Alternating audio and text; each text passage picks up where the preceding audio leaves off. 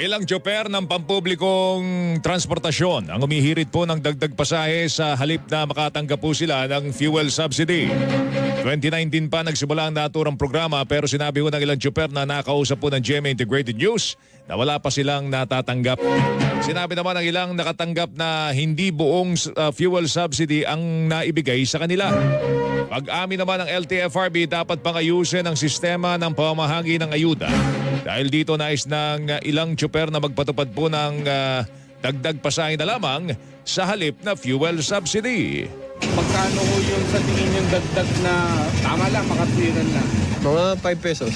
Magkano dapat na idagdag sa flag down rate para patas-patas tayo sa crudo? Kahit mga 10 piso lang sir. 10, 20, ganun. Tinig po ng ilang tsuper ng jeep at isang taxi driver. Sinabi naman ng LTFRB na handa silang dinggin ang anumang inihahaing petisyon